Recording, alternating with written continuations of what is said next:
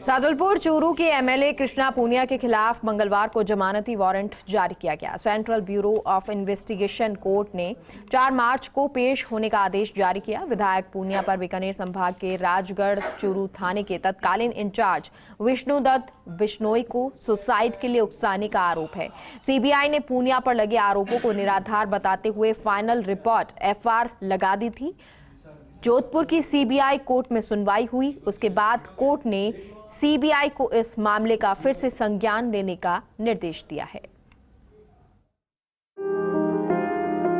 कांग्रेस विधायक कृष्णा पूनिया को ACJM CBI case अदालत जोधपुर ने सीआई विष्णुदत्त आत्महत्या मामले में जमानती वारंट से तलब किया। अदालत ने सीबीआई की ओर से पेश क्लोजर रिपोर्ट को नकारते हुए विधायक पूनिया को 10,000 के जमानती वारंट से तलब किया। दरअसल सीबीआई ने तत्कालीन राजगढ़ थाना अधिकारी विष्णुदत्त बिश्नोई के आत्महत्या प्रकरण में विधायक पूनिया को दोषी नहीं मानते हुए रिपोर्ट फाइल की थी। अदालत ने क्लोजर रिपोर्ट नकारते हुए माना कि तत्कालीन थाना अधिकारी विष्णुदत्त अत्यधिक दबाव में थे।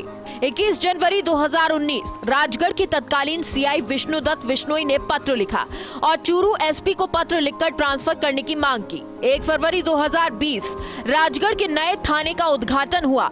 नहीं बुलाने पर एमएलए कृष्णा पूनिया नाराज हो गयी। 5 फरवरी 2020 विष्णुदत्त ने फिर ट्रांसफर के लिए एसपी को पत्र लिखा। 20 फरवरी 2020 को एमएलए कृष्णा पूनिया ने पत्र लिखकर शिकायत की, जिसमें कहा गया कि नया भवन बनाने के लिए 5 करोड़ रुपए जुटाए गए, लेकिन 1.5 करोड़ रुपए में ही नया भवन बनाया गया। इसमें 3.5 करोड़ रुपए की गड़बड़ी हुई। वहीं 21 फरवरी 2020 को विष्णुदत्त बिश्नोई ने तीसरी बार ट्रांसफर के लिए पत्र लिखा। एसपी से पत्र लिखकर ट्रांसफर की गुजारिश की, फिर भी विष्णुदत्त बिश्नोई का तबादला नहीं हुआ। 24 मई 2020 को विष्णुदत्त बिश्नोई ने सुसाइड कर लिया। विष्णुदत्त के सुसाइड के बाद उनके नाबालिग बेटे ने भी घर में फांसी लगा ली।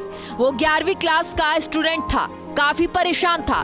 बाप बेटे दोनों की मौत के बाद पूरा परिवार टूट गया था। 1 सप्ताह में जांच सीबीसीआईडी को सौंपी गई।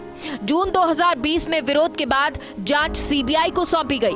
मार्च 2022 में सीबीआई ने एफआर लगाकर रिपोर्ट कोर्ट में पेश की। वहीं 14 फरवरी 2023 को सीबीआई कोर्ट ने एफआर खारिज कर दी और विधायक कृष्णा पूनिया के खिलाफ जमानती वारंट जारी किया। मामले में विधायक पूनिया की ओर से कहा गया कि इस प्रकरण में पूरी तरह से निर्दोष हैं। अदालत ने सीबीआई के एफआर को खारिज किया है। हम आगे हाई कोर्ट में इसकी अपील करेंगे। ज्यादा कुछ नहीं कहना चाहूंगी, यही कहना चाहूंगी कि सीबीआई ने 3 बार क्लोजर रिपोर्ट दे दी उस पे, और अब ये तो कोर्ट का मामला है, उसमें हम आगे देखते हैं कि हमारे क्या राइट्स हैं, लेकिन क्योंकि कोर्ट है तो उसका हमें सम्मान करना चाहिए। क्या आपको वारंट मिल चुका? नहीं, आपके माध्यम से मुझे इसकी जानकारी मिली है। किस तरह का जवाब, क्या कहना चाहेंगे? मैं इसके बारे में अभी कुछ नहीं बोलना चाहूंगी, क्योंकि आपको पहले भी पूछताछ के लिए बुलाया गया था? नहीं बुलाया गया था, वो मेरे घर पे आए थे, मेरे को कहीं नहीं बुलाया गया था। 1 दफा मुझसे पूछताछ हुई थी। धन्यवाद। दरअसल विष्णुदत्त बिश्नोई ने 2 सुसाइड नोट लिखे थे। एक सुसाइड नोट अपने परिवार वालों को और दूसरा चूरू की तत्कालीन एसपी तेजस्विनी गौतम के नाम लिखा था। इसमें उन्होंने लिखा था, आदरणीय मैडम, माफ करना प्लीज, मेरे चारों तरफ इतना प्रेशर बना दिया गया है कि मैं तनाव नहीं झेल पाया। मैंने अंतिम सांस तक मेरा सर्वोत्तम देने का राजस्थान पुलिस को प्रयास किया। निवेदन है कि किसी को परेशान नहीं किया जाए। मैं बुज़दिल नहीं था, बस तनाव नहीं झेल पाया। मेरा गुनहगार मैं स्वयं हूँ। विष्णुदत्त एक तेज तर्रार अफसर माने जाते थे और पुलिस महकमे में सामाजिक नवाचारों को लेकर उनकी कार्यप्रणाली खासी चर्चाओं में रही। सोशल मीडिया पर उनके हजारों फॉलोअर्स थे।